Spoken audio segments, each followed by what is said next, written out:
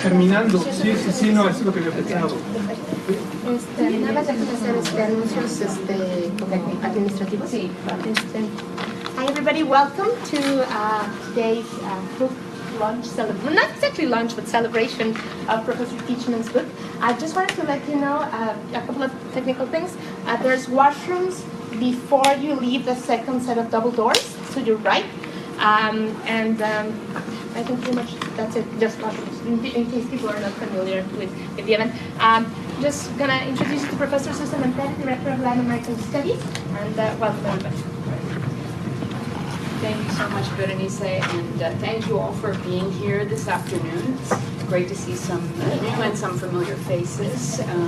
Welcome to our Latin American Studies program seminar and lecture series. I'm Susan Mantelli, I direct the program. And it's a real pleasure and honor to introduce today Professor Judith Teichman, who will be giving a presentation on her quite recent book, The Politics of Inclusive Development, Policy, State Capacity, and Coalition Building, just published this year in 2016.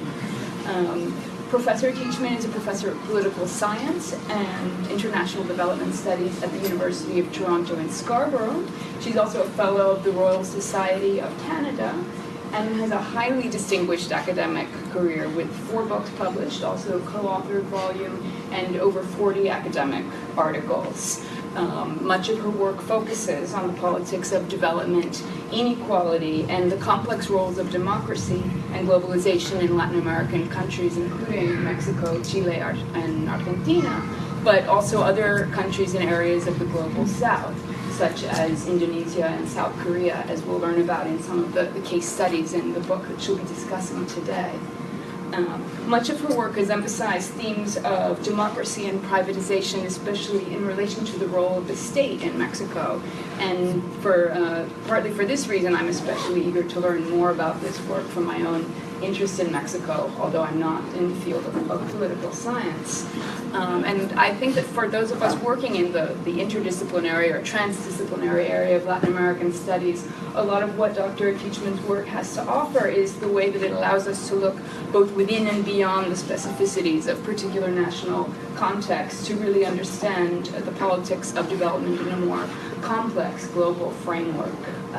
So we're really delighted to have you with us here today, Dr. Teichman, and please join me in welcoming.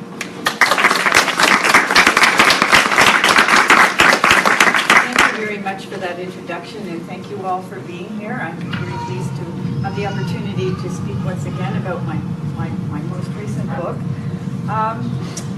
I thought I might begin by talking a little bit about why I wrote the book, and a little bit about why I chose the cases that I did. I guess, as Susan indicated, most of my work has been on Mexico. So I have had a long engagement with Mexico and Mexican politics over the last 35 years or so. When I started thinking about this book, I was at the same time becoming a little discouraged because I had hoped by this time the Mexican situation would be a great deal better than it actually is. So I was very interested in exploring a couple of things. One of them is, of course, what kinds of policies, what kinds of choices could the government have made that might have produced different consequences than what we see in Mexico today. And then, as I thought about this, I thought that the deeper underlying question, of course, is what kinds of politics produces what kinds of policies. So that sort of forced me into a deeper consideration of the underlying political processes that produce one kind of development trajectory as opposed to another. So the book deals with 4 cases in detail. So I've told you why I chose Mexico, because my concern was to think about the Mexican case in greater depth. I started off, actually long before writing this book, thinking about Chile, because Chile, as you may know, is the tiger of Latin America. It's the country that has had steady growth rates. It's the country that has probably been the most successful at reducing poverty. So I thought a comparison with Mexico or a comparison with Chile might yield some interesting insights. But as we know, Chile has a number of serious problems in its development model, including high levels of inequality. And these levels of inequality are even higher than in Mexico. So I began to think about this more, and I thought that South Korea seemed to be a really important case. And I had dealt with it in an earlier book. And South Korea was a case where there had been abject poverty and even starvation during the 1950s, and there had been a very successful development model and economic growth with low levels of inequality and a dramatic reduction in poverty. So I thought South Korea was a case both worth examining in some detail. Now, South Korea is far from perfect, as you're going to be seeing in this talk, so I'm not suggesting that any of these cases are really really where we want to be in terms of development achievements. And then the case of Indonesia was suggested to me by the series editor of Paul Grave Macmillan when I was invited to do this book. And I told him what my motivations are. And he said, well, you might want to look at Indonesia because Indonesia was very successful at taking petroleum revenue during the years of the petroleum boom and shoving it into the rural sector and dramatically reducing rural poverty. And as we know, Mexico did quite the opposite. It neglected the rural sector, and the rest is history. So that basically are the reasons behind the choices of the cases that I deal with in detail. I should probably start by saying something about what I mean by inclusive development, because it is a term that has been bandied about by official lending institutions such as the World Bank and by academia, and I distinguish my approach from those official ideas of what inclusive development is. First of all, it is an ideal type. As in those of you that are not in the social sciences, an ideal type is something that has a set of characteristics that are nowhere existent in reality. But it's a useful mechanism for measuring the achievements or the characteristics of particular cases. So it is an ideal type, and no country gets there.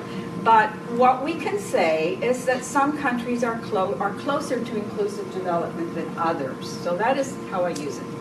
So how do I define it? Well, there you have it. Basic physical security, elimination of poverty, mitigation of the deprivations that prevent full participation in society, equal access to good quality social services, decent livelihoods involving stable and secure income. So that's the ideal type.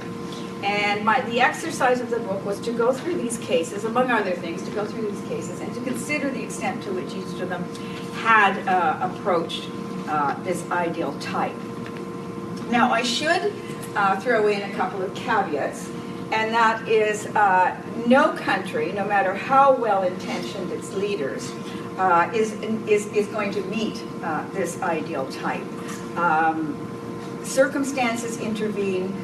There is the international world economy, which I will say more about later on, that inhibit the ability of leaders to, even the best-intentioned leaders, to achieve these kinds of goals. And then I think another point worth mentioning is the fact that policies don't always have the intention they're supposed to have, because things happen that we have no control over. So that's frames. These kinds of ideas I am very much aware of and frame the discussion. Where does political inclusion fit in? Well, the thinking often is, and I will be addressing this a bit later on, that political inclusion, particularly in the form of electoral democracy, needs to be an essential component of inclusive development because it gives people the opportunity to put forward their demands. What I'm going to be suggesting is that it has a role, but it is an intervening variable.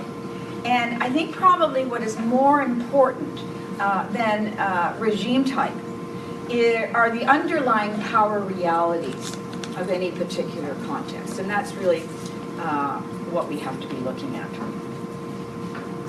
Now, I do introduce the notion of adverse inclusion or adverse incorporation that has been used by a variety of scholars. And this really points to the importance of considering the impact of the global economy, because we can think of instances where people are incorporated into the global economy, for example, through export processing zones.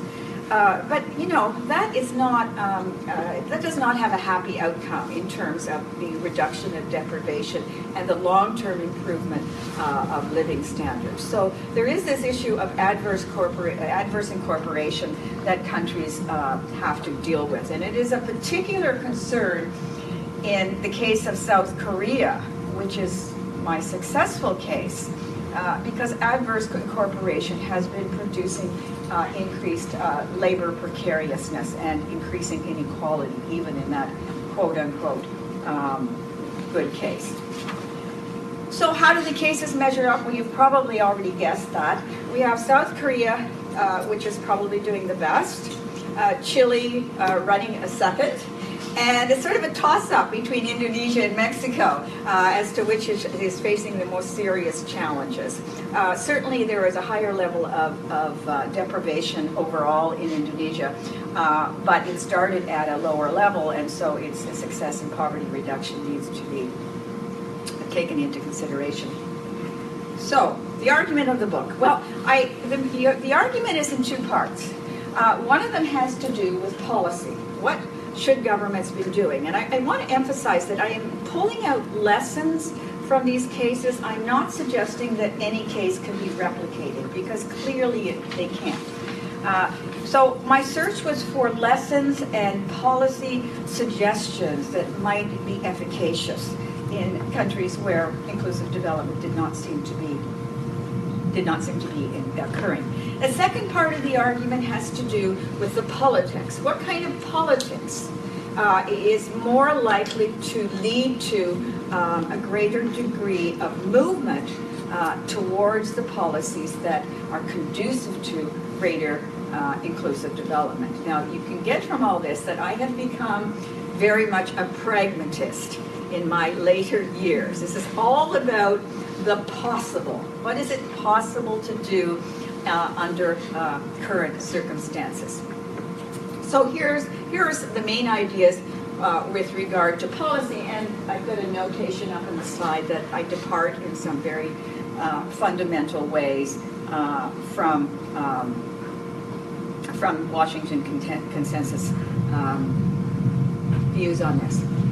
So one of the points I make in the book is that the heavy focus on poverty alleviation programs is not adequate. It's great that poverty is recognized as a problem, but simply focusing on poverty alleviation strategies is not going to get you moving towards inclusive development. I take to task basically three types of policies in the book. Social investment funds that don't come out too badly, conditional cash transfer programs, and microfinance. Microfinance probably comes out the worst in my consideration.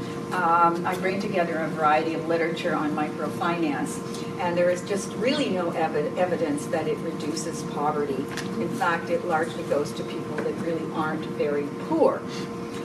Conditional cash transfer programs, and for those of you that don't know what that is, it's a transfer of money to the female heads of households of extremely poor families, generally in return for keeping their children in school or taking them to health clinics. And the idea is to improve human development over the longer term and make it possible for the children of extremely poor people to enter the market, because of course the thinking of neoliberalism is that the market is going to work for everybody else except for the extremely poor. The problem with conditional cash transfer programs, well, they certainly reduce poverty. I mean, after all, if you hand people money and then you ask them what their income is, their income's going to be higher, so they do reduce poverty, and they reduce inequality as well. And there is some evidence that they have a positive impact on health as well. But there's not much evidence that the graduates of these programs are able to insert themselves into the labor market.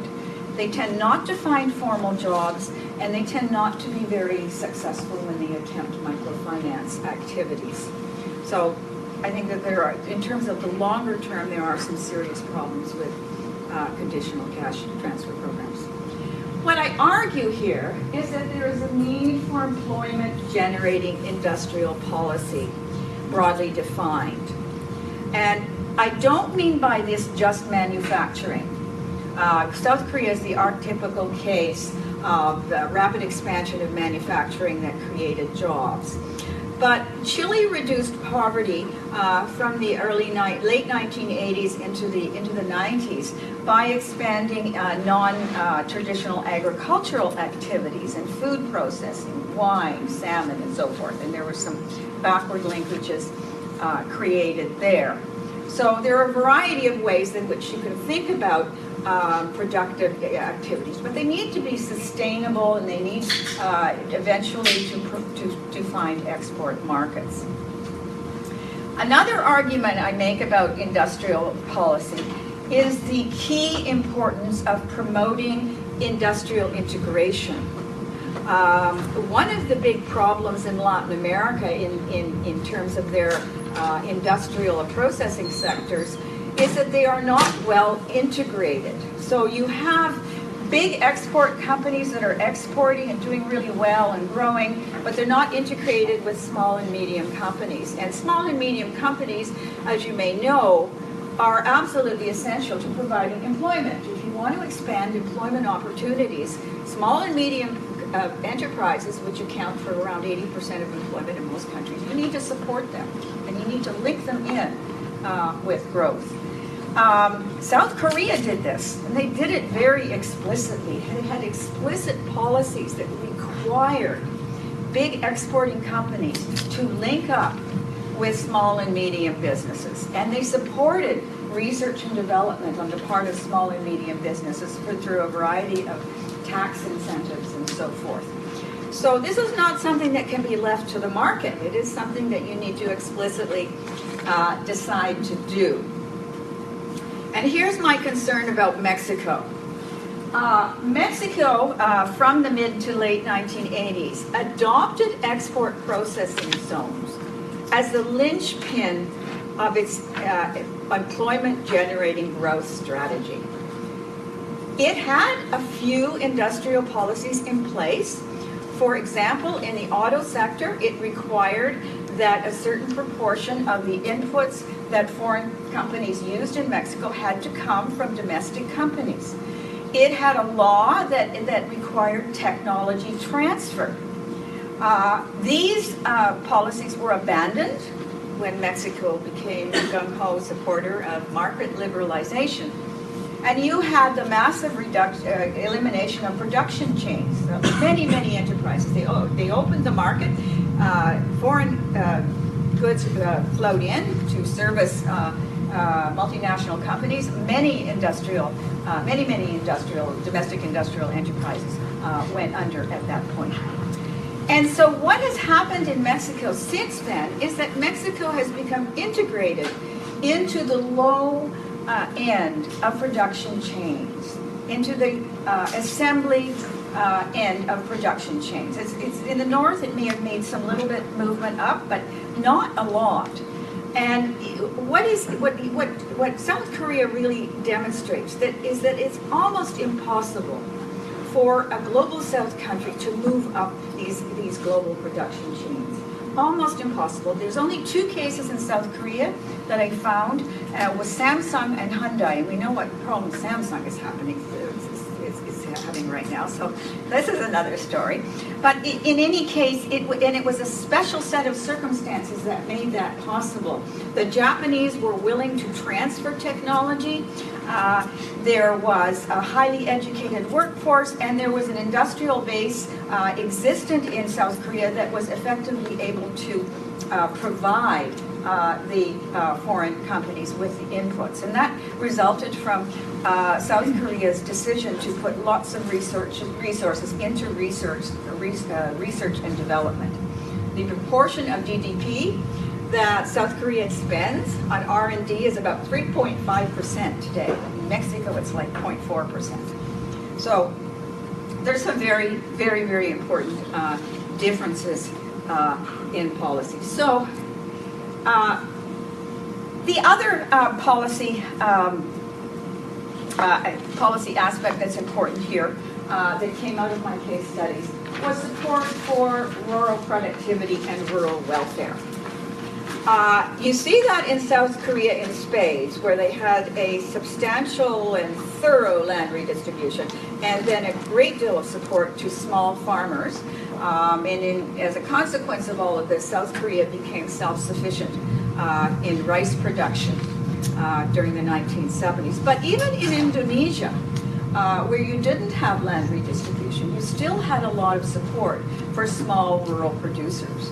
And with that support, those rural producers increased productivity. The country became self-sufficient in rice. And poverty, if you look at the poverty figures in Indonesia, it declined dramatically. You don't see that in Mexico, of course. Mexican economic policy history is all about neglect of small and communal rural producers. They do give some support to big producers of the north, but not support to small and communal producers. The development of exports. South Korea had an explicit policy to find export markets, so to support certain sectors and find export markets for them. Even Chile, and you know the military government in Chile is often thought of as sort of the epitome of neoliberalism. But in actual fact, under that military government, there was an explicit strategy of supporting the development of forestry, salmon, and a whole variety of other non-traditional agricultural exports. So it was a kind of developmental state in Chile under the military. So I think that says a lot about what states probably need to do. There needs to be universal and targeted programs. The World Bank and the IMF, of course, constantly argue that poor countries cannot support universal programs. I would argue that they are absolutely essential. I'll say a little bit more about that later. And finally, you need to have pro-poor economic growth. You have to have economic growth that is employment generating and provides jobs for a wide cross-section of the population. This is necessary for two reasons, and I know those of you that work on the environment will say, oh, economic growth, bad. But I'm concerned about Latin America, and particularly about Mexico. And it's my observation that if you want to have some redistribution, if you want to improve living standards, if you want to keep the political situation calm, you need to have economic growth. Because as long as the pie is growing, it's possible, hopefully, to persuade folks that are further up the socioeconomic and political ladder that redistribution and social programs are important. So you do need economic growth. You need economic growth to provide the jobs that provide a sustained reduction of poverty. Targeted programs do not provide a sustained reduction of poverty. As soon as you take the targeted program away, the person is poor again. They need a job. So you need economic growth that is employment generating. But economic growth is also important because it generates tax revenue. And the tax revenue is important for the social programs to produce health and education. It's also important for the programs that you need to stimulate a broad industrial strategy, research and development, and so forth. So that's basically the policy argument of the book. And parts of those, in fact, most of those individual parts have been talked about in various forums before. So that's not entirely new. But the politics, I think, is, and my argument here is that in order to get this, what you need is a political strategy of national coalition building that, of course, includes the popular classes, but also what I have called the middle classes. And I'm going to come back to exactly what I mean by middle classes and why this is so crucial. So one of my basic arguments is the central importance of a proactive state, which is, I think, contrary to the post-Washington consensus in many respects. First of all, the post-Washington consensus still says that government should not try to pick winners. That you should not pick a sector and say, okay, this looks like it's promising. Let's provide tax incentives and various types of incentives in order to enable that sector to grow, expand, and move into export markets. Traditional post-Washington consensus thinking is that this is going to create corruption and will come to no good. So one ought not to do it. This thinking, I think, largely stems from the unhappy experience of import substitution industrialization in Latin America. And this was a period in the 50s and 60s during which industrialization occurred under the protection of very high tariffs and even quota protection. In addition, big public companies provided cheap inputs such as steel, and of course those big public companies ran up huge deficits that then translated into huge public deficits that then countries had to deal with. But one of the arguments I make in the book is that really and truly import substitution industrialization in Latin America was not a carefully thought out economic policy strategy. What it was the consequence of political pressures. What you had is the representation of entrepreneurs, business people in light industries, sitting on commissions that decided tariff levels, sitting on the boards of directors of state companies, and of course they want cheap steel inputs. Of course they want high tariffs. And that's exactly what they got because they had the political clout to get that. So I think the Washington consensus really threw the baby out with the bathwater. It didn't understand that import substitution was largely political, and it really made a mistake in suggesting because it didn't work, and it really wasn't an economic policy, that one ought not to have any kind of industrial policy. Subsidies to farmers are ineffective. This is another important line advocated in the post-Washington consensus, that subsidies interfere with market forces. And so Mexico abandoned all of its subsidies to small farmers and communal farmers. But when I looked at the case of South Korea and South Korea and Indonesia, you see that during the period of growth and poverty reduction, you had lots of subsidies for small farmers. Fertilizer was subsidized. There was extension support for small farmers to use subsidized inputs. There was cheap credit. And yes, there was lots of corruption. And this is, of course, what the World Bank doesn't like. It says, okay, you have lots of subsidies, you have lots of corruption. But even under Suharto, with massive corruption, in fact, the agency involved in supporting small farmers was incredibly corrupt. But it funneled enough resources to farmers and made sure they used those resources properly, such that poverty went down in the rural area and the country became self-sufficient in rice production. So I think this argument that subsidies are inevitably going to create corruption and therefore you ought not to have them, I think it's a little overdrawn, quite frankly. I think if it's the trade-off between reducing poverty and having corruption, you go with the reducing poverty and you live with the corruption because it's not going to go away anytime soon. The argument that universal programs are not feasible, this is so often said by the World Bank over and over again, that this is why you have to target. And I think the obvious answer to this is that your targeted programs don't work if you don't have good universal programs. I mean, what is the point of requiring children to attend schools where there are no books and the teachers don't show up? All right, what is the purpose of taking children to clinics when the medicines aren't there? And maybe the doctor doesn't show up. So you need to have good universal programs in place to make the targeted ones actually work. Now, the Sustainable Development Goals, I don't know how many of you bother with this sort of thing, but the Sustainable Development Goals happily talk about the importance of decent employment.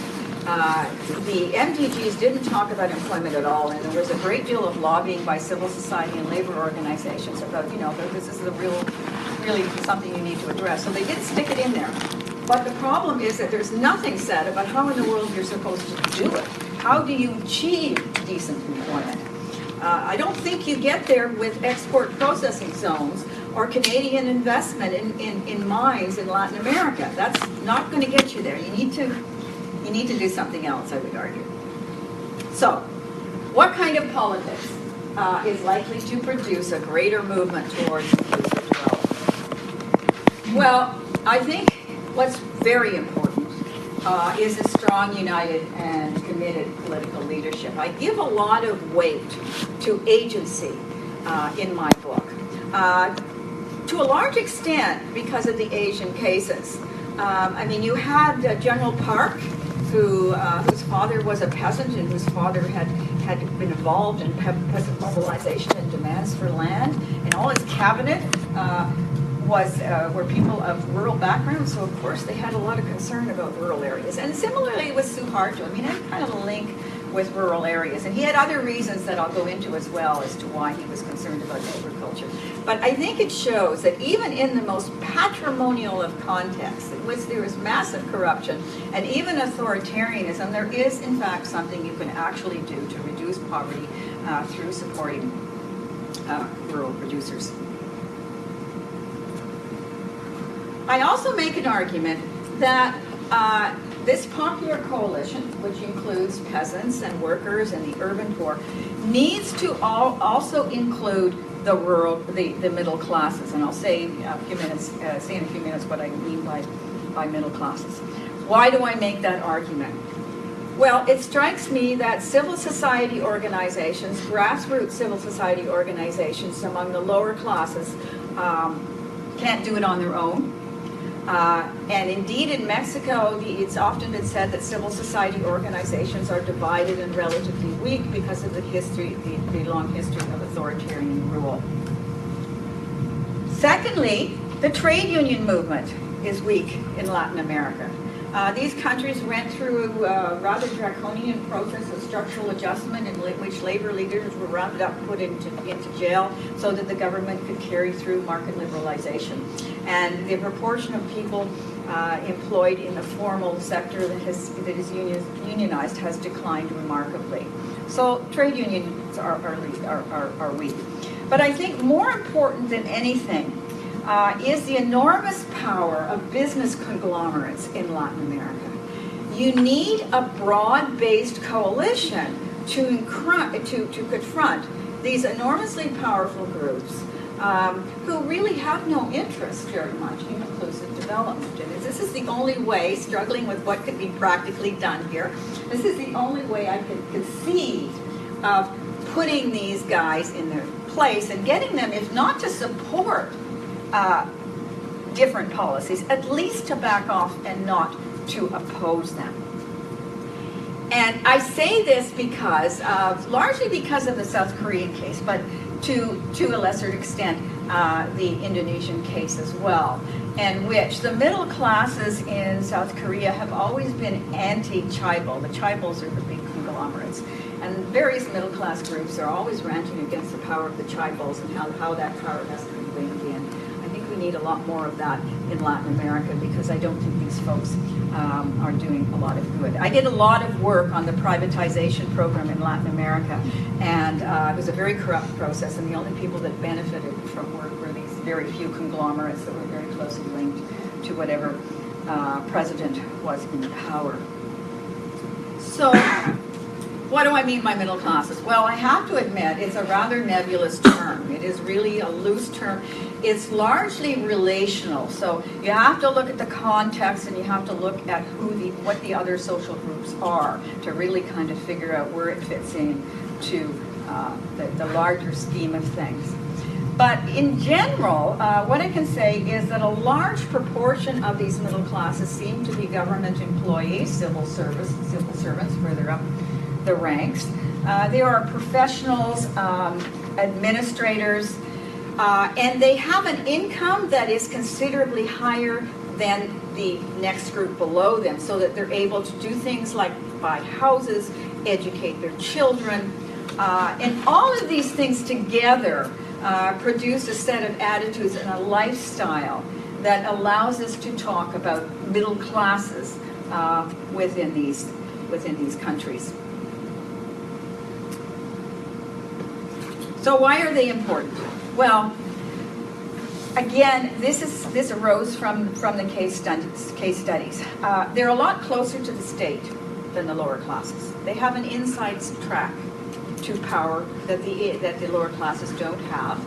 Certainly the big conglomerates, big business interests have a very direct inside track, but the middle classes certainly are better off than lower socioeconomic groups in that regard.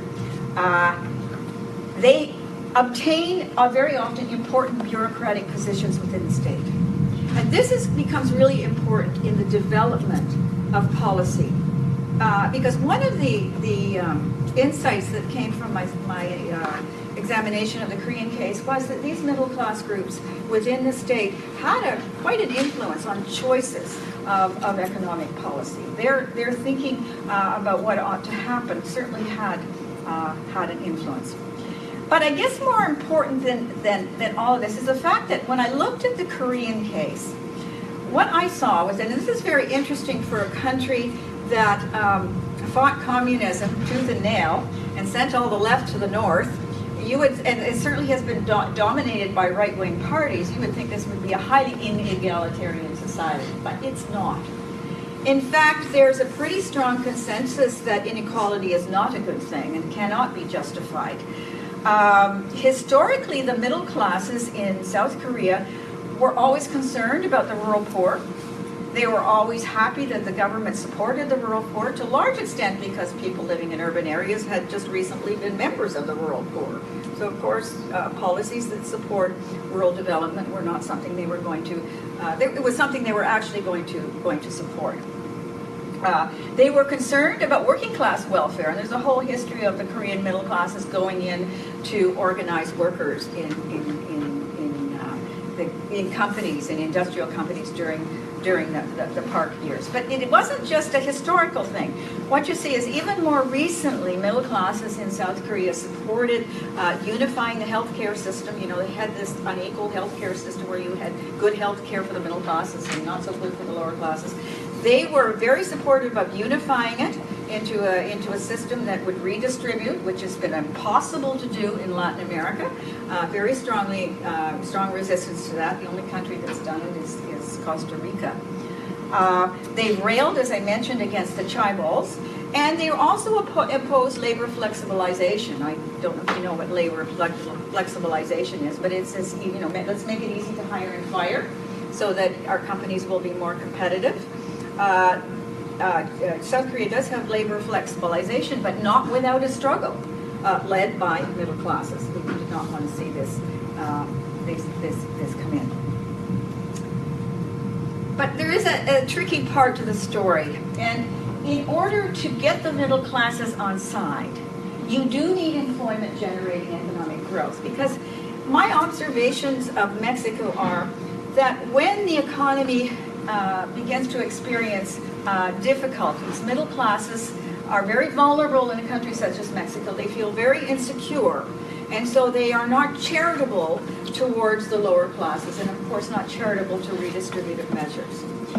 The way you can get them on side, or at least not opposed, would be to have economic growth and opportunities for middle classes so that they would be more amenable to changes that benefit everyone. But this is very tricky because you need employment economic growth to get the middle classes on side, but you need the middle classes on side in order to have a policy that stimulates economic growth. So it's really, it's a tough one, and I haven't sorted this out. I think that the case of Brazil is particularly worrisome Because what we see in Brazil is a drop in commodity prices recently. And of course, all the people that have been able to make it into the middle class and those that are recently non-poor were all out demonstrating against Dilma Rousseff, right? The minute the economy begins to tank, then your support base just dissolves. So having a sustainable project is really very difficult. And then, of course, the situation in Latin America, this is not in the book because I wasn't contemplated when I wrote the book, but recent events involve the end of the commodity boom and the rise of the political right. And the political right in Latin America, I mean, they're gung-ho market liberalization types. So we've got to wait for that project to fall on its face before the political left can possibly experience some kind of resurgence. So building state capacity has got to be part of the story. All political scientists talk about, well, you can't have a good development policy and program and good results unless you have buildings and yet you're able to build state capacity. Well, my argument here is that the only way you can do this in Latin America is to have a strong coalitional basis to the regime. The story of South Korea is about weak social classes. Well, Latin America is never going to have weak social classes. That ship has sailed. There's no way to manufacture weak social classes. Even massive repression under military governments wasn't able to do that. So the only way you can build state capacity is by a strong national consensus and a strong coalitional base, which then creates the legitimacy that you need to build the appropriate institutions and recruit trained bureaucrats, your middle class. One of the problems here is that a lot of the middle class in Latin America has absorbed and internalized market liberalizing ideas. So if you're going to have a different development trajectory, you need bureaucrats with different ideas. So that is very much one of the challenges here. And again, the issue of, another point. That if you are successful in instituting a state-led strategy, proactive state, and pro-poor economic growth, then of course that will enhance your state capacity even further, because people will look at that and they'll say, hey, the state knows what it's doing, it's working well. Corruption.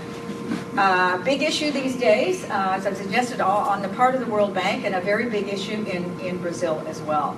And I think the World Bank has turned corruption into something that you have to deal with first, or you're never going to have any good development outcome. And I think the reality arising from the cases that I examine is that corruption isn't going to go away anytime soon. And if that's what you focus on, then you're not going to accomplish much. I would also say, and I think this pertains to the apparent rise, I'm not sure if it's a rise of corruption in Brazil, but the apparent greater visibility of corruption in Brazil as being the problem. I'm not sure it's the problem, because I rather suspect that the corruption was part of the political settlement.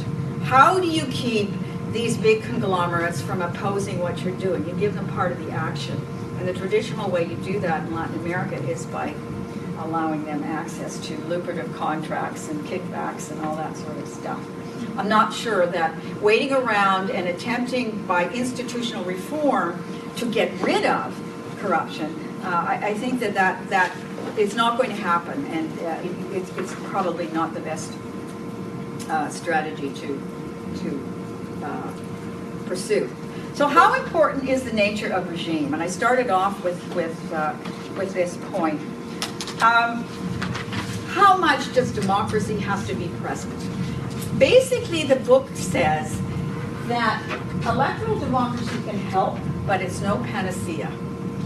And I say this because certainly under the military government in Chile, there was rising inequality and massive deprivation, so good example of not having democracy being bad for social welfare. And Chile is a good example of how the return to a democracy facilitated further poverty reduction and improved human welfare. The evidence is less clear if we look at Mexico. High economic growth rates under the PRE and poverty reduction. Economic growth and poverty has gone up and down, and there have been various crises under electoral democracy. I'm not sure that electoral democracy has really been an important contributor to whatever social achievements you think Mexico might have had. And then there's the case of Indonesia under Suharto. Well, however bad you may have thought Suharto was, my reading of the recent literature on Indonesia says that, well, you know what? Perhaps not all that much has changed, because now the oligarchy that at least he had some control over, and which was less powerful, now they permeate all levels of the state and control things. And the corruption not only exists at the top, which of course it did under Suharto, but it exists all the way down. So it's not clear that, and that's not to say that democracy isn't very vibrant in Indonesia. There are lots of social movements, there's freedom of organization, groups are making demands on the government, but there are obvious problems. Centralization might be helpful. For those of you that think that the panacea is decentralization, you would probably not like this remark, but again, it arises from the case studies. South Korea was highly centralized. Chile is highly centralized.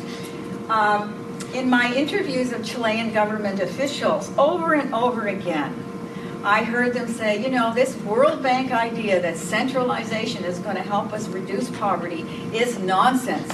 We need to do it centralized, because if we try to do it at the local level, there'll be more corruption, the services won't be delivered well.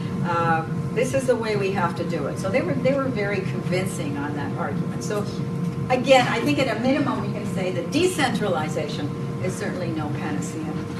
I think what's really key here, and I think that probably the key message of the study, is what is really important is a social base of the state. It's not what kind of regime you have, what your formal institutional arrangements are. What is really important is who is actually supporting you, and how committed is that support base to you. If you have that, then the democratic institutions are going to function a great deal better than if you don't have that, and so will policy outcomes. So conclusions. Well, this is a story about the possible within the context of the nation state. And one of the things that we have to bear in mind is that there's a whole lot of things that go on outside the state that constrict the choices that countries can make. And when we talk about industrial policy, one of the most important impediments in policy choice is, of course, international trading rules, and they remain powerful obstacles to choosing a really vigorous industrial policy.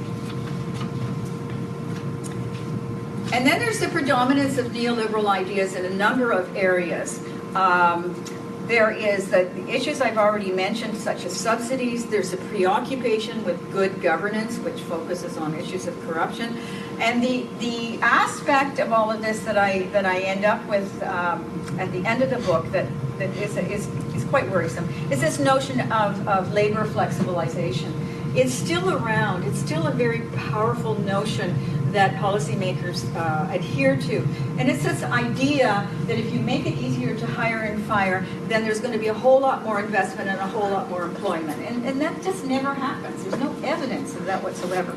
But it tends to be very much part of the predominant thinking. And it means that workers are not protected. They're not protected in terms of wages, working conditions, or health concerns.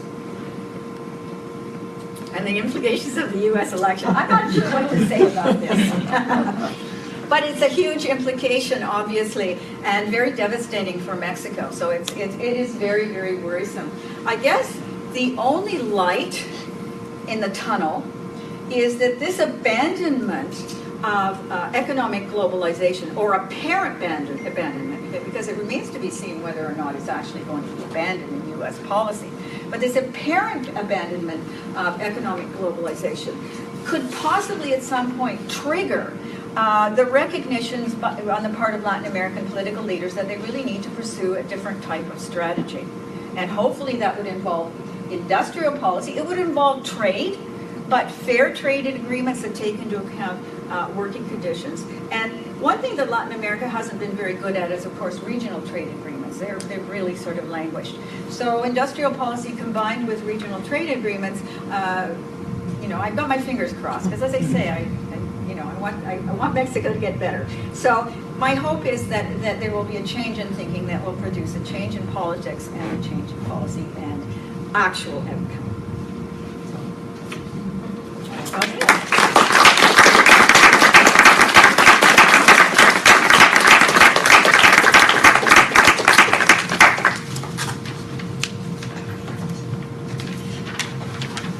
Thank you so much, Professor Teichman, for that fascinating and really interesting talk and look at your book, which I'm sure many of us who have yet to read it are excited to learn a lot more. So today we're very happy to welcome Professor Judy Hellman, who has graciously agreed to serve as respondent and commentator in dialogue with some of Judith Teichman's work. Judy Hellman comes to us from York University, not too far away, where she is a professor of political science. She's also the former coordinator of the Latin American and Caribbean Studies program. She has been a visiting scholar at New York University's Center for Latin American and Caribbean Studies, and has served as the editor of the Canadian Journal of Latin American and Caribbean Studies. And I just learned also that Professor Judy Hellman received a very important award as Distinguished Professor of the Year from CALAX, which is the Center of the Canadian Association of Latin American and Caribbean Studies. So that's a very exciting achievement. Professor Hellman's main area of research, in which she's published numerous books and articles, focuses on Mexican politics and questions of political mobilization. So I think there's some really exciting intersections and points of contact between Dr. Teichman's and Dr. Hellman's work. So thank you so much, Professor Hellman, and please join me in welcoming.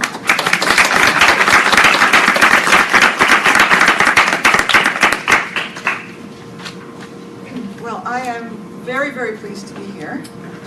Folks often imagine it's a big sacrifice for people from York to come to U of T. And I could almost get here on a pogo stick from where I live. So, and certainly on my bicycle. So it's always fun. I particularly like this room. I come to many events in this room, and I feel very at home here because I am interested very often. I'm pointing to the offices above in the programs that are offered here by the assortment of different groups and institutes and centers. I had the pleasure of hearing what Judith told me was going to be the same talk up at York last year, which was very stimulating, but it was actually a different talk. I mean, it was the same book, most of the same ideas, but I found, at first I said, oh, I had looked over my notes before organizing myself to come and speak to you. But I have a different set of notes, and I have some different questions. But actually what I thought I would do, because I knew how clear and how compelling the arguments are in this book, and the way in which Professor Teichman would present them, I actually thought of doing something a little bit different. And when of course, I promised faithfully to answer the question that was posed to me in the email, which is, what does her new book add to discussions of development as practice and as a field? And I promise I will say some words about that. But what most stimulated me when I thought, what kind of value added can I add at the end, after what I knew was going to be a very lucid presentation, I want to start by talking about comparative method. Because my field within political science, and I should say that I'm cross-appointed in a social science unit, which 2/3 of my time is devoted there, and that's a full-bore interdisciplinary place, and a political science department, which is almost indistinguishable from my social science department in terms of people being very loose, hang loose intellectually, not rigidly attached to one or another field of political science or way of doing things. Even so, within our comparative field, I feel very proud. I'm not appearing before you in a t-shirt with comparative across the front, but I do hold the view, I have to confess to you, that within political science, comparative politics is the highest calling, the highest calling. And I hope to be able to show you the way in which Judith's work actually exemplifies all that is good about it. But let me just say a couple of words about comparative politics. In any event, I know that the first thing that pops to mind when we talk about comparative politics would be country studies, indeed of the sort that Judith has spoken about today.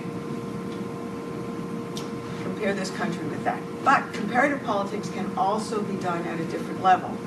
And in my own case, I had 1977 to when the book came out in 87, I did work on Italian women's movements, and I did it all within Italy. How did I manage that and still claim to be a comparativist? Because I found, these cities didn't find me. I went looking for cities that in Italy, having been, before it was a country, before it was unified, a place of city-states, cities, regions, but above all, really small areas in Italy have very, very strong political cultures that differ markedly from one another. And it's quite easy to go, for example, as I was able to do, from a city characterized by an extreme conservative Catholic political culture overall, 50 kilometers away. If you hop on the right train, you can be there in less than an hour. You can come to what's known as the Red Belt of central Italy, where at the time I was doing my research, the communist and socialist parties received upwards of 78, 79, sometimes 80% of all the votes in a region that's quite wealthy and isn't even industrial. So those are the kinds of differences.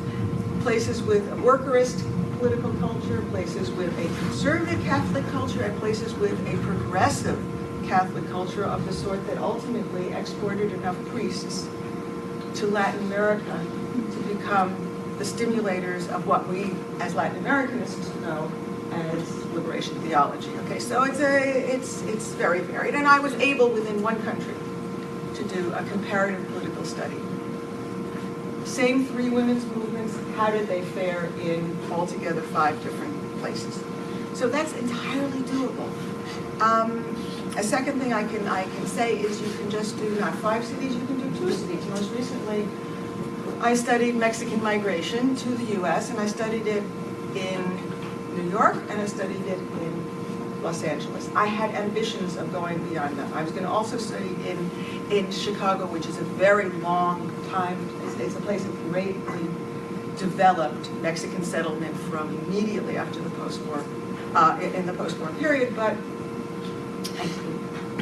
I had too much material already. And I might say if anyone wanted to do, strictly within the U.S., a study of Mexican migrants, I think the best thing would be 2 big cities and then all the places in between that we're getting to know so much more about than we knew before November 8th. They're out there, and those places require study as well. Okay, so you can do, as I suggest, 2 cities in one country, 5 cities in one country, or you can do 3 movements or 3 settings, same movement, 3 settings in one city, and that struck me as being, as having as the best exemplar, the work of my colleague Eduardo Canel, who was very, very interested in the decentralization movement on a municipal level, which many of you would associate with Porto Alegre, Brazil, but that he studied, being himself Uruguayan and deeply embedded in Uruguayan politics. He studied it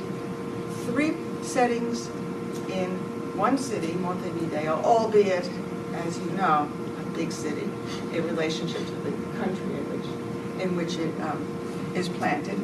And his book, Barrio Democracy in Latin America, involves looking at the political history of 3 places that are, if not a stone's throw, close enough. Half an hour in a car, 45 minutes in traffic, one from the other. All of them progressive, all of them wanting to embrace the opportunity for decentralizing municipal government and taking on local responsibility, but each one of them with a very, very different background that reconfigured, reshaped the way in which these movements played out and these opportunities played out in their local context. Okay, so in that respect, I just really wanted to set up for you the idea that while we generally think of comparative politics as checking out two or more countries in comparative perspective, when I started, and I would say when Judith started her studies, both undergraduate and graduate, because we are quite close in age, we're not twins, but we are very close in age and very, as you could guess, very close friends. You know, it was a big deal to compare Trinidad and Tobago with Guyana. You know, like it would have been a bigger deal to compare either of them with Jamaica because of the tremendous difference between the ethnic, racial makeup of Jamaica and either Trinidad or Guyana. But you know, okay, so you compare the two, so you look at things that way, or comparing Guatemala with Honduras. In short, it was kind of like peaches and apricots. You know, two fruits not so different, both have a pit. You know, and so on. And then, if you were more ambitious, you might have gone off to do, and this I'm speaking now when we studied in the 60s and when we were already out there working as scholars in the 70s. The most frequent comparative cases in our field were Argentina, Brazil, and Chile, the ABC. And the more courageous among us might step up and say, it doesn't only have to be ABC. It could also be those three countries and Mexico. And what would be the intellectual justification for doing that? Well, the intellectual justification is, as in all comparative work, you have to have similarities, and then you have to have some differences that allow you to have these great insights. Well, they were similar with respect to levels of development, all four of those countries. Industrialization, rapid rates of urbanization, implementation, above all, of state-centered economic models after World War II.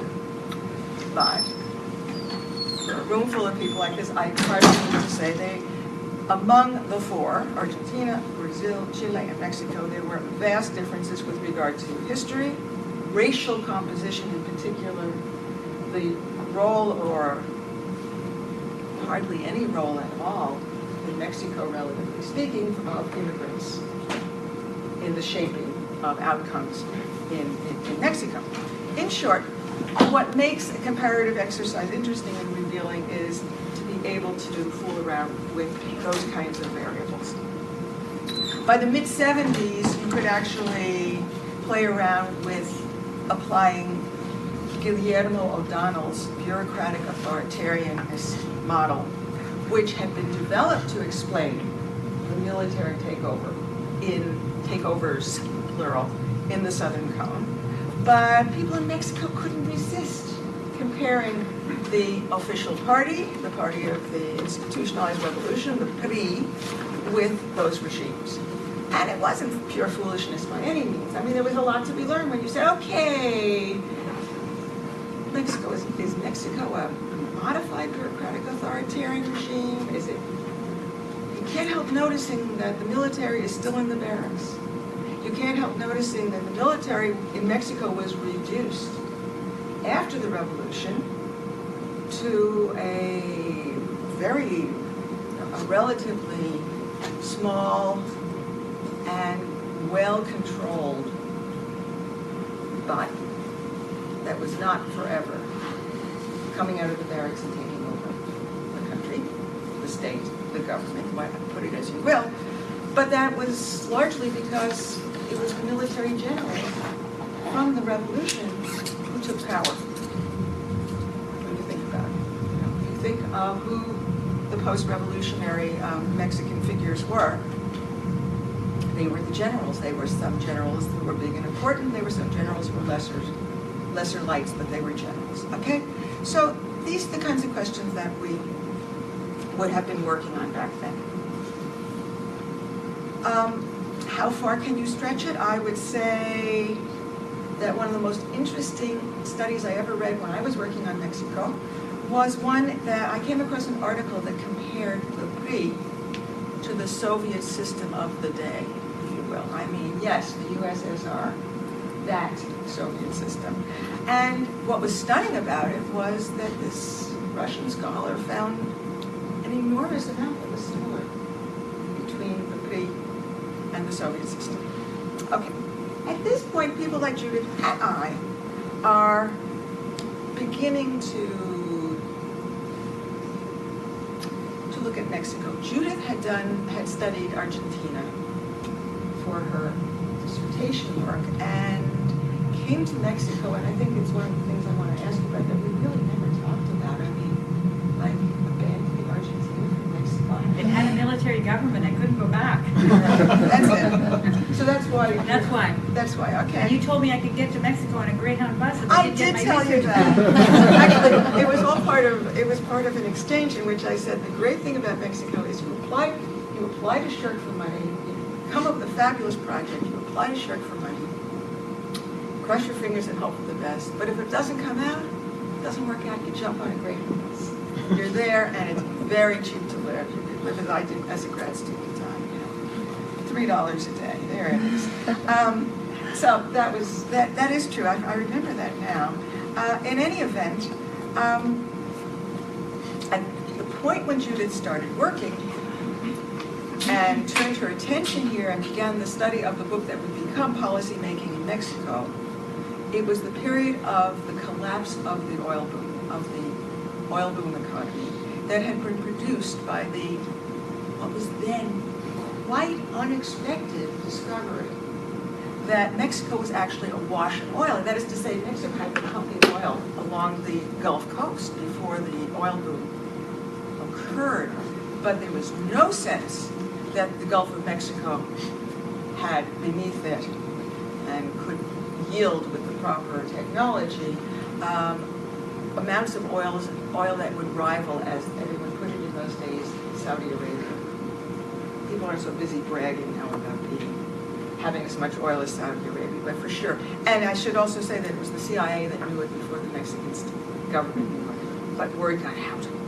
And pretty soon there was the oil boom, and shortly thereafter there was the oil crash. And one of the questions I would address, if you're going to be taking questions from my commentary, is the comparison between oil in Indonesia and the oil booms in those two places. Okay. So at this point, we're already close friends, Judith and I, and we're working on Mexican politics, but totally focused on different people. I was running around, and I should say had the great gratification of interviewing brave and deeply committed people, peasants, workers, people engaged in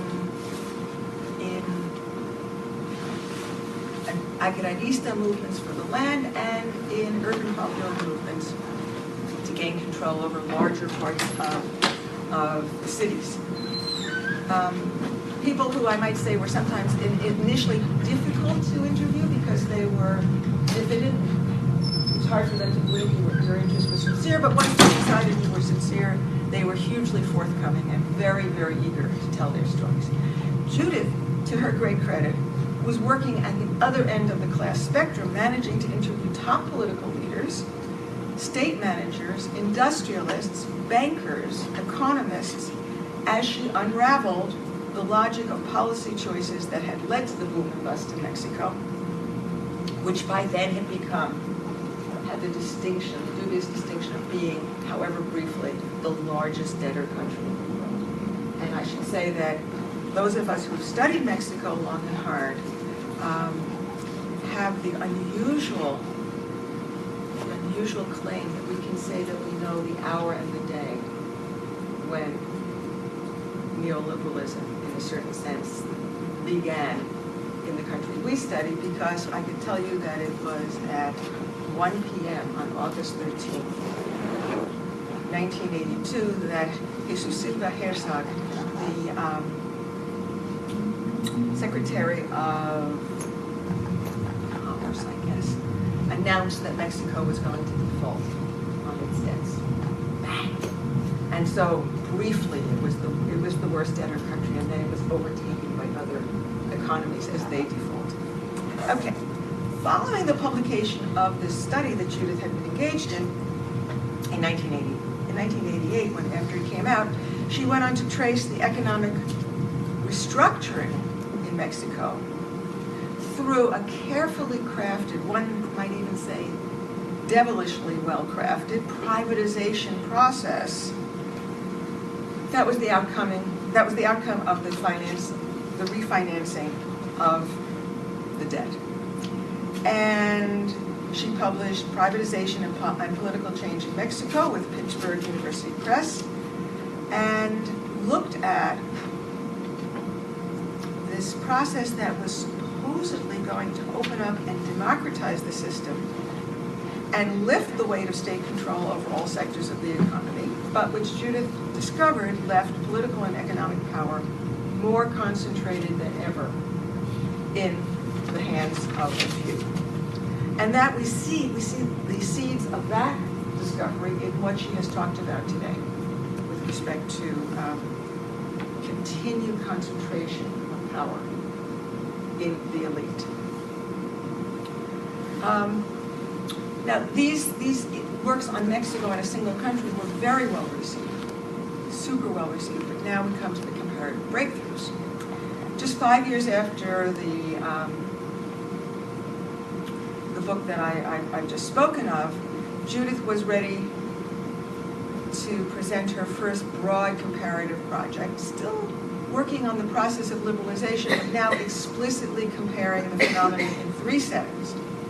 And that book was The Politics of Freeing Markets in Latin America, and the countries were Chile, Argentina, and Mexico. That came out in 2001 with the University of North Carolina Press. Now here again, Judith manages to hold all of these people in the room with her, telling her stuff in ways that I always marvel at. There were interviews with government officials, there were bankers, there were representatives of international institutions, there was the IMF, there was the World Bank. And these were the kind of people she was able to access and interview and told her stuff. It's not enough just to ask, you have to get the answers as well. And examined as well, of course, the opposition to free market reforms on the part not only of the poor, who we all know opposed to these reforms, and we know a great deal really by now, given the work that was done in that period on the new social movements that arose to protest the market reforms. So not only, however, on the part of poor and even middle class people, but also economic elites and state bureaucrats in all 3 countries. And that, in a sense, for me, was really one of the great breakthroughs of that piece of work. And through this kind of approach, she compared the historical legacies that accounted for different responses in 3 countries under similar conditions. In short, the ultimate comparative act. The success of that book led Judith to a collaboration with 3 other area specialists. Patrick Heller, who writes on India, Mark Edelman, who writes on Costa Rica, and Richard Sandbrook, who had hoped to be here today, who is, as you know, an expert on Africa. Together, these collaborators examined the emergence and survival of social democracies in what we might call improbable places, or as the title of the book, which came out in 2007, puts it, social democracy on the global, in the global periphery. And that was brought out by Cambridge. Now, you might say, well, is it really comparative if Judith studies Chile? That's her country, right? And these other people have to be called in to offer their findings on other countries. Is that really comparative? And the answer, I think, was given to me because I raised it on your behalf as I was rereading that book this past week. The answer really comes from a line that I noticed in the preface to the book, in which the authors are describing just a little hint, right? The the two-day symposium that they held, in which they got together to figure out how to focus their future research and, quote, to resolve methodological and analytic disagreements.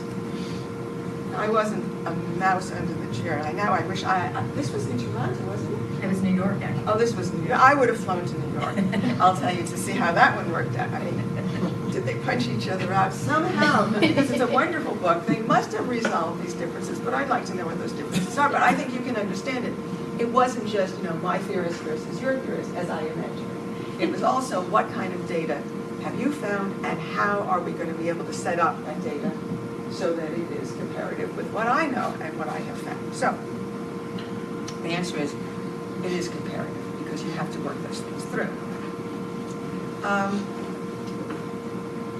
In short, what makes comparative politics so hard to do is either that you have to run around to a lot of different places, or even subnational places, or you have to develop a common analytical framework that allows you to present what you know about your place of expertise in comparative perspective with others who are doing the same thing.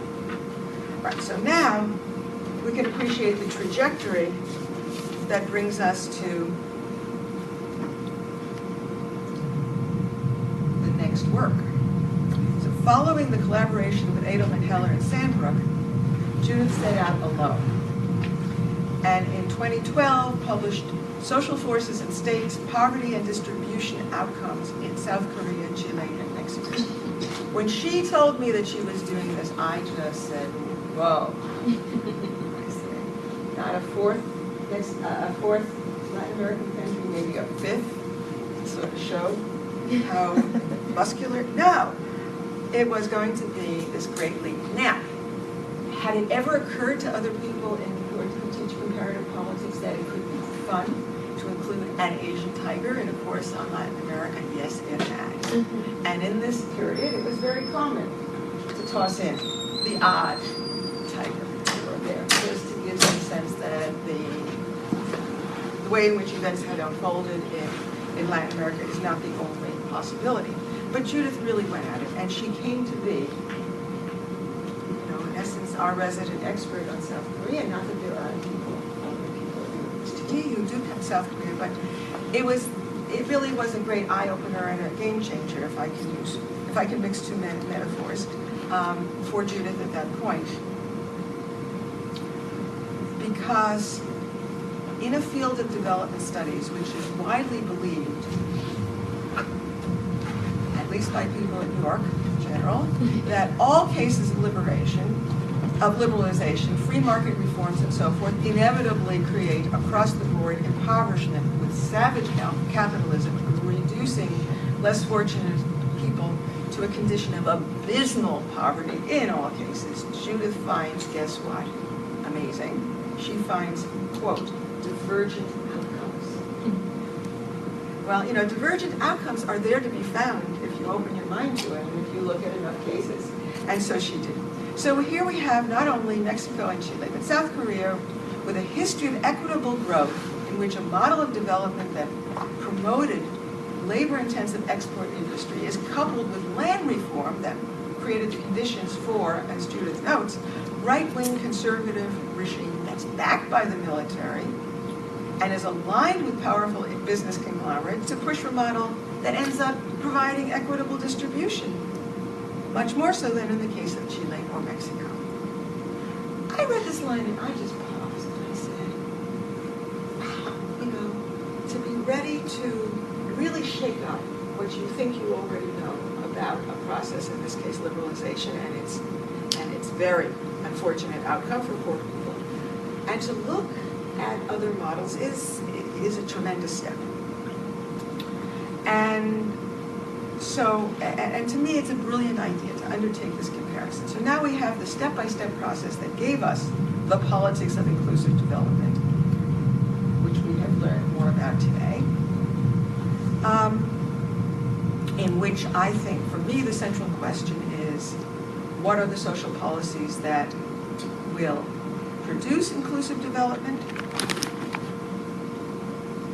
understood as physical security from gangs in Honduras, from paramilitaries in the favelas of Brazil, everywhere. Okay?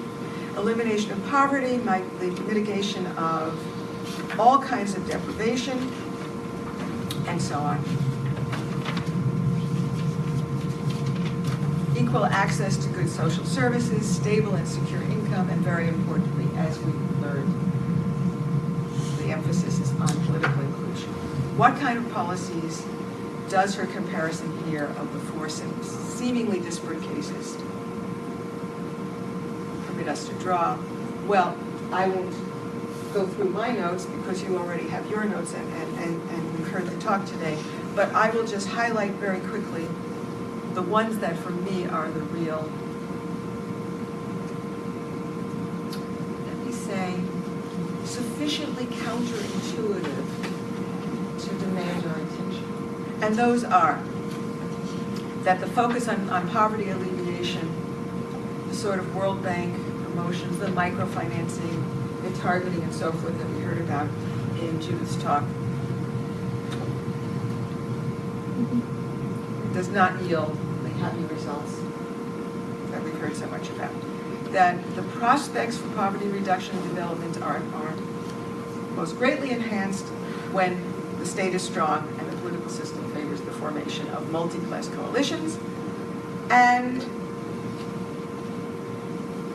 that the proactive state is the body most likely to put in place both targeted and universal social programs that can be funded through progressive taxation.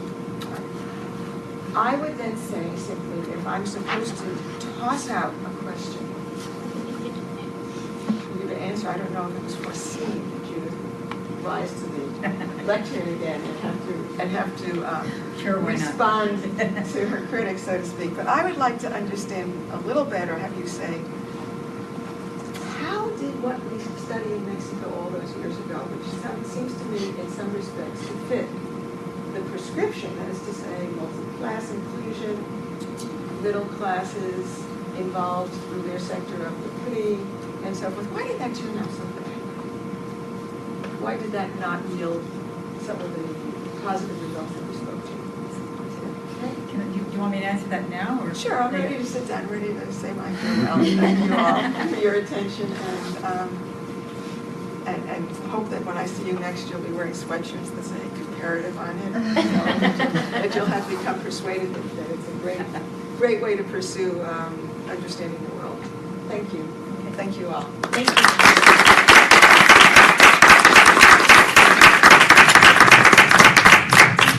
You raised a really good question, and the short answer would be this, that when I look at Mexican history, there is a was a multi-class alliance, but it was a multi-class alliance that was very, very top-down.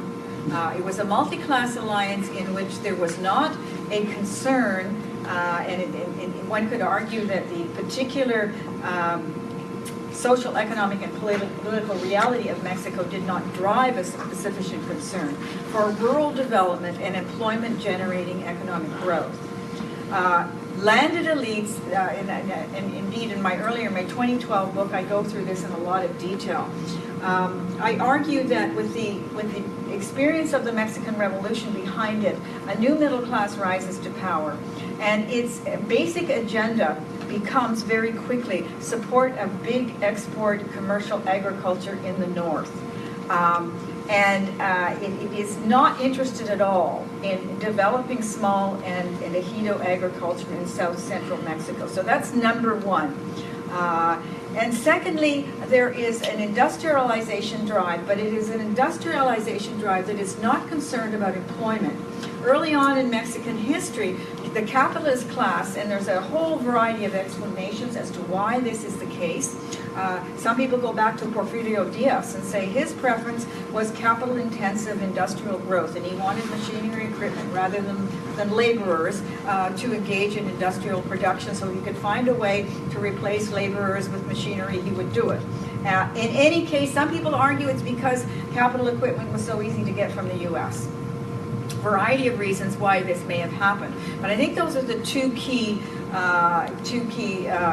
issues here, is that the elite was not interested in rural development of small and medium farmers, and was not interested in employment generating industrial growth. Now, the next question would probably be, well, why couldn't that have been fixed? Aren't elites always self-interested? And the answer to that would be yes, that's very true.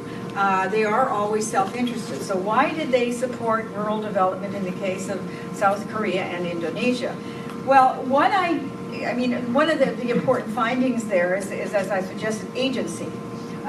Park was concerned about rural development. His way of handling high levels of peasant mobilization that occurred years earlier was to directly address the concerns of the peasants. The elite in Mexico's solution for levels of political mobilization in the rural area was usually repression or divide and rule or some other kind of strategy. They were not interested, they did not see it as as a good strategy to actually go in and address those concerns.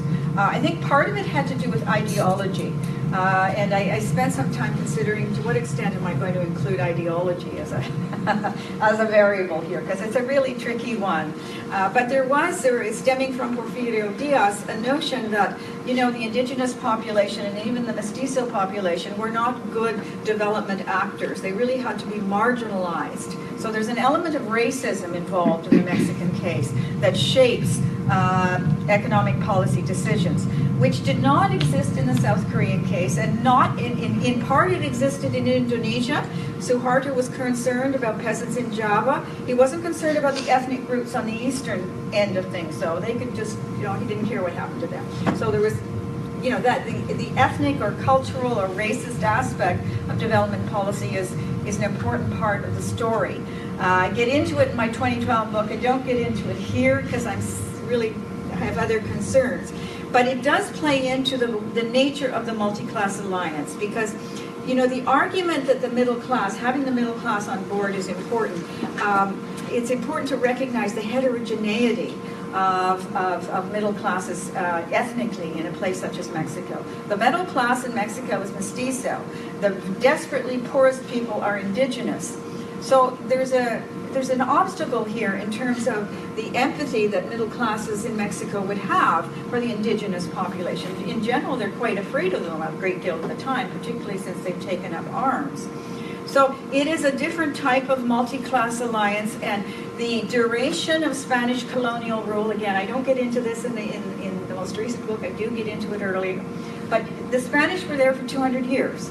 They totally recomposed the social structure and the ethnicity, racial hierarchy of the places that they occupied. The Japanese were only in South Korea for 35 years. There wasn't as much damage done. They had a shorter period of time to mess things up. So the ability of building a cohesive coalition, development coalition, is very, very much more difficult. In the case of Latin America, you have enormously greater structural difficulties to overcome. That doesn't mean you shouldn't try to do it. I mean, I think the lesson of the South Korean case is that that's what will work if you can find a political way to do it. So you wanted to know about Indonesia's oil and Mexico's oil. So I guess the question would be, why did Indonesia manage things differently than Mexico? Well, Suharto, and this is where the middle class comes in, Suharto was very concerned about self-sufficiency in rice production, because he had been facing various rebellions and demonstrations and problems from the middle class. It was very small in Indonesia at the time, but very politically active, and you have to listen to it, or he was going to be in a lot more trouble, because Sukarno had really lost power because he'd lost the support of these middle classes. So he very much wanted to get rice production up. Hence, he plowed petroleum dollars into Java and rice production in order to make the country self-sufficient. So he could hand over very cheap rice, or even in the case of civil servants in Indonesia, free rice as part of their benefit system, and therefore keep them politically on side. So there was a rather fortuitous kind of alliance. Now, I also make the argument that the lower middle class in Indonesia did identify more with the poorer classes. Something you don't find in Mexico. I mean, what you find in Mexico and also in Chile is that the lower middle class is even more terrified of the lower class than the upper middle class, because they're desperately afraid they're going to sink down into it. So this is why I say that economic growth is important to political coalition building. So does that answer your question? Okay. Yes, one? Yes. Well, first of all, thank you. It's a wonderful, wonderful book. My question actually goes back to what you were just mentioning before. The question of oil is forward-looking, and in the midst of the darkness of 2016, the question of how stuck are we in Latin America? In the sense, I mean, you mentioned history, and this question is thinking about how sticky is history? Because is the linchpin then a Latin American park? But even then, would a figure with that kind of agency still be stuck and constrained by the historical structures of Latin America? By, for example, forging some sort of coalition with, corruption is the only and best glue. I mean, it's not the best glue, it's not that great a glue, but it's what we have. And to what extent are we stuck in these kind of bursts, temporary bursts of multi-class coalitions? And is the hope passing a certain threshold where other dynamics will set themselves in place for us to get unstuck from history in that sense in Latin America? So well, my 2012 book was really, it dealt a lot with path dependency, and I got the end of it and I was a bit discouraged. So, I mean, there is a way in which history does create a certain path dependency, but I really do believe in looking at South Korea, because if you look at the period of Syngman Rhee was prior to Park. It looks a lot like Latin America. The industrialists are permeating the state. There's rent taking and rent seeking. There's these huge tariff walls. There's quota protection. There's massive corruption. And the U.S. is saying either, we're not going to give you any more aid because we can just see it's just being siphoned off into all sorts of activities that aren't doing you any good. So the U.S. at the end of Syngman Rhee's period was saying, okay, aid is ending in a few short years, which hardly precipitated Park's takeover.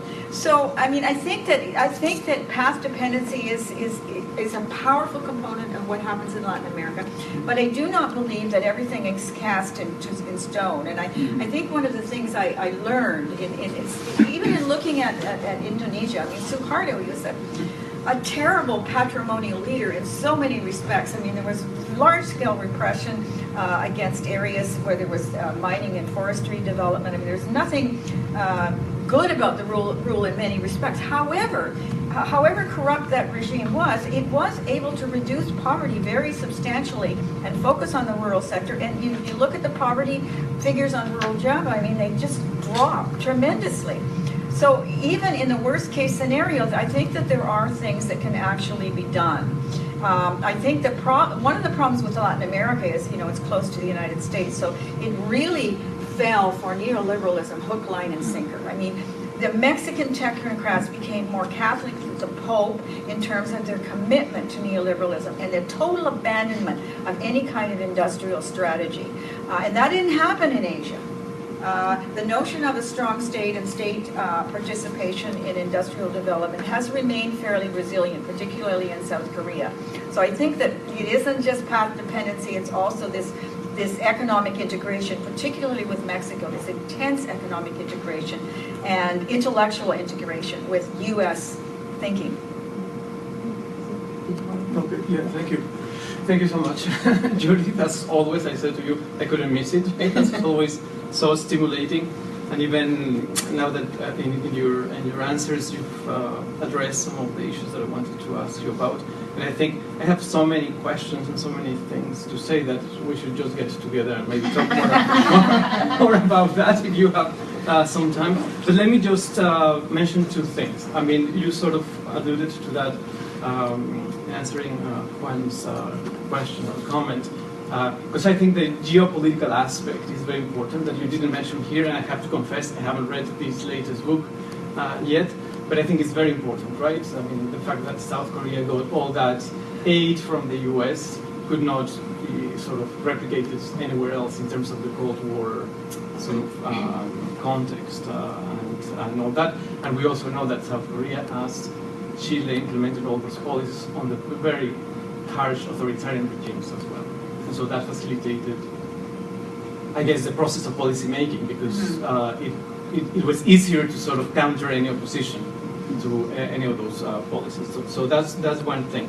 And of course, the whole issue about human rights and so on and so forth, that is also very important to take into account in the case of Chile, and then also in South Korea and in the other Asian countries.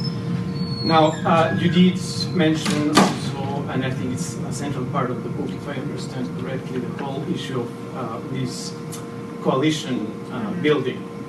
And you mentioned the middle classes and how difficult it is also, and I know that part of the work has been on that, and I would like to hear a bit more what you think in terms of the challenge and the difficulties of changing sort of the ideology that defines the policy networks in Latin America, because as you know, most of the well-educated middle class tends to get graduate training in the US, and in most cases that simply replicates that neoliberal ideology. Yeah, it does. So what are the real, because you're talking about being more pragmatic, what are the real chances of a shift in terms of going to other schools, going to other countries, or training their own, right, to prevent that from happening again? And then the last point that I wanted to simply bring up, and maybe it's not necessary for you to address it now, but since you're talking about coalition building and all that, I cannot help it, simply because my work more lately has been focused or framed within Laclau's and Mouve's analysis.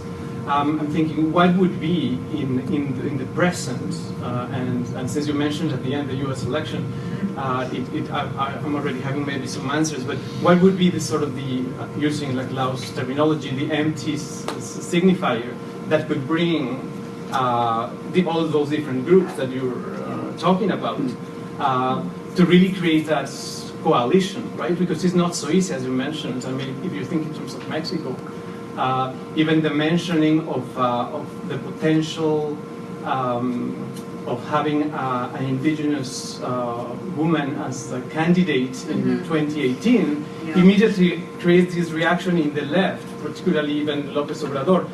So against that notion of having an indigenous woman, I mean, not explicitly because of racism, but immediately, oh, that's going to weaken the left and all that, instead of stepping aside and just support that candidacy, right? So I don't know. I mean, how would you create that coalition in Mexico? Because I don't see any sort of easy path, right? Maybe having Trump in power would create that empty signifier that brings all of Latin America together, right? But I don't know. So that's just an idea. Again, you don't necessarily have to address Okay, that. let me just address the geopolitical one. Certainly it is important in a number of ways, but I think the aid issue is probably less important than a number of other geopolitical aspects to all of this. In actual fact, by the time Park was in power, the U.S. aid had been reduced enormously. But what's important here is, regardless of the extent of new U.S. aid, explicit decisions were made regarding employment-generating industrial activity. That aside from the geopolitical issues facing Mexico, nobody in Mexico has ever thought about industrialization in terms of employment generation. It's always in terms of the profits of the industrialists and what's advantageous for them. So I think that the message here of, and this is why I said there's no possibility of replication at all. What there is maybe some policy lessons that can be drawn. I mean, the other aspect of South Korea, when I think about it in comparison with Chile, is that it sent all its leftists north. And so it didn't have this intense political polarization that Chile had. So, you know, in my dreams, I think, well, if they just sent some of these people north, maybe they would have had a more homogeneous and a stronger consensus.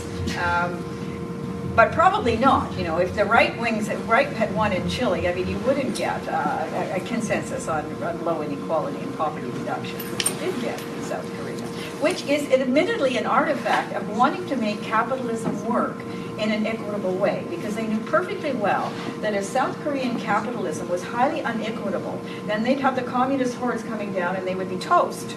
And Latin America has never faced anything like that. But still the lesson is there, that you need a capitalism and a capitalist growth that gives greater equity if you want a modicum of political stability and improve social welfare. The tricky part is taking that lesson and trying to, as you point out, mold it in the case of Latin America. Now, with regard to Park's authoritarianism, he was actually not that authoritarian. There's actually elections in South Korea all through Park's rule. And it wasn't until about the mid-70s that he really gets quite authoritarian, because he's got a lot of labor unrest. But the thing about Park that's very different from the case of the Chilean military is that even though he's repressing workers, wages are actually going up. Living standards are actually improving. So, I mean, it's not the best way to have development for sure, but it was an artifact of the South Korean circumstances at the time. There was a very tiny middle class, a very tiny working class. Park was concerned about the peasantry. There was not a lot of public opinion in favor of all the students and the middle class groups that were demonstrating for democracy at that time. So you got a Park. But by the time you get to 1987, you get a shift to democracy. And everybody in South Korea wants democratization. So that's what you actually get. And you get social rights entrenched in a very forceful way as a consequence of democratization. So it's a happier ending than many other cases. Okay, the issue of the challenges, and I think I did mention this, there is a really serious problem in terms of the attitudes and values of middle classes in a country such as Mexico, particularly Mexico, because they are educated in the U.S. Maybe American institutions will change their economic thinking, hopefully. Because that most definitely is a major challenge. There's no point in having a strong coalitional basis and you're instituting institutional reform and you're hiring bureaucrats, but the bureaucrats think you should have more neoliberalism. I mean, that isn't going to solve anything. So that is a major challenge, and it is a very important distinguishing feature from the Asian cases, because the Asian cases in the middle class never bought into wholesale neoliberalism. I mean, it never really sunk in as efficacious. They're more influenced by the Japanese thinking, which sees a strong state role. And Japan may not be a paragon of economic success, but it's certainly better than a lot of other cases in Latin America. Coalition building. Well, this is where I'm kind of stumped on Latin America. I think there has to be this coalition building. When I went through the history of Mexico, and again, this is more so in my social forces book. I don't have the space to do it in this one so much. But every time you see a downturn, you know, with the Cardenas years, and there's an economic downturn in the 30s, and the middle class prior to the downturn is kind of quiescent. You get the economic downturn, a worker mobilization, and you have the middle class aligning immediately with business and landed interests against the lower classes. So having economic instability and frequent downturns makes the middle class very insecure and makes it very prone to allying against the health and welfare of lower classes. So it's very difficult to find a way to stop that. I think that if you had a prolonged commodity boom that went on for 20 years, then you would have the space to build that. But it'd have to be a commodity boom in which the resources of the commodity boom don't just go to social programs. They have to go to industrial development, broadly defined, in an integrated economy that provides jobs that will be there even when the commodity goes down in price. So you have to invest in research and development. You have to have lots of things in your back pocket that you can do when the commodity boom tanks. And that way, I think you have a better, and when you have 20 years of economic growth, in my imaginary scenario, you also have a deeper entrenchment of belief in the institutional framework. So countries that have had a fairly sustained period of economic growth, when they do have a downturn, people don't immediately throw up their hands and say, well, let's get rid of the political system, you know, nothing is legitimate. Usually you have some leeway there where the legitimacy of the political arrangements remains entrenched. So that's about all I can say. Sustained period of commodity growth. Maybe the Trump, I mean, I think that if the American administration abandons economic globalization and free trade, I think that will be a very strong message. There will be an enormous degree of hardship and dislocation in Latin America, but it may precipitate a rethinking and a commitment to a more indigenous type of development. Nicholas? One of the most important parts of your book, I read it recently, is the employment generation element, Yeah. right? And I take issue with that for one reason, and the reason is that recently the UNCTAD came out with a report saying that automation is threatening the developing countries the most. That actually that they're at the particular level of development where low-skilled labor can be easily replaced by these automated robots. And the people who are going to benefit from automation are the higher skilled people within the developing countries, right? Because they're able to actually work with the machines. So paradoxically, it would seem that in order for low-skilled labor to actually compete with robots, you actually have pressures towards more flexibilization, right? But So that's my first question about the future of this model, right? Because also recent articles came out saying that up to 40% of employment in the West is under threat of automation as well. So that's the first thing, I guess, is a question about the viability of this in the long run. The other question is in regards to Brazil, Argentina, Uruguay, all these electoral changes that are happening. And so corruption and democracy, I think, is a really interesting question. And so the question of building a coalition under democratic electoral rules, when you also have, as we stated, corruption being the glue that keeps it together, we have a real problem, right? Because you can have 10 years of Kirchner's, you can have 10 years of Lula da Silva, but if they're implicated in corruption, it violates at the same time democratic expectations of the population. And so how is it viable under democratic conditions in the country, in a region like Latin America, to actually build a sustainable 20-year-long coalition government to actually implement these type of reforms? So I'm wondering, is there a hegemonic party system you think is more viable? Or do you think about authoritarianism is more viable, or is there kind of a problem regarding the incompatibility between these two norms? Okay, first of all, automation. I think that all the discussion of automation, I think we have to take it with a bit of a grain of salt. I don't deny that automation is a problem. How much it's a problem in terms of labor, I don't think we really know. I have not seen any studies that really talk about the proportion accounted for by automation.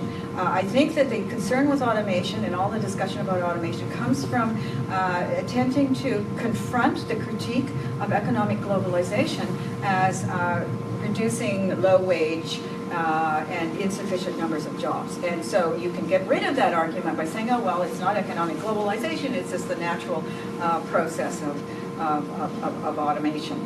I think it becomes a particular concern for global south countries such as Mexico because of the way in which these countries have chosen to be integrated into the global economy.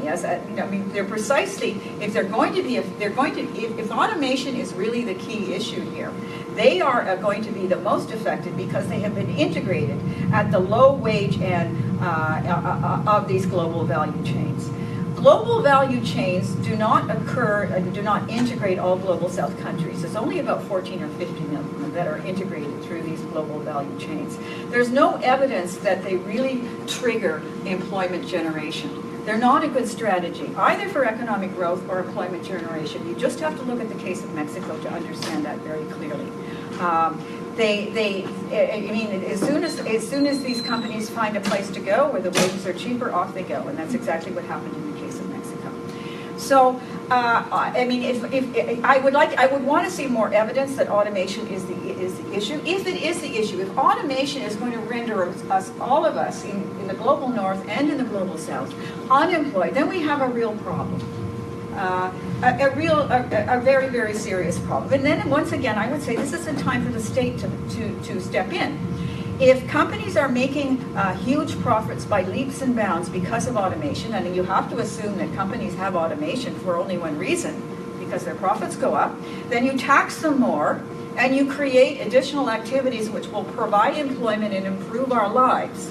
Because you can't have 60% is in Mexico, I think it's 60% of the economically active population who don't have formal sector jobs. They end up joining criminal gangs and wreaking havoc upon society, particularly if they're young men. So there has to be, again, I reiterate my position of the essential importance of a strong state to look into and understand clearly what's happening and then take measures to mitigate the very devastating social consequences that will happen if, in fact, automation is the primary reason why there is insufficient employment generation in the global south. I rather think, though, that it's being exaggerated somewhat. Well, there's even talk in the European Union now about a guaranteed universal basic income, right? Yeah. So precisely looking at that issue. So this is a real But people also challenge, have, and the state has. Yeah, I think it is. has to work in. But people also need something to do. Yes. So you need to create new economic sectors, whether they're educational, whether they're new leisure activities, where people can be gainfully and actively incorporated and included into society. You can't have them sitting around in front of the TV and collecting, their guaranteed income. You're going to have a lot of people on drugs if you do that. So you need a strong policy response. Okay, I think that we are out of time. Thank you so much. Thank you.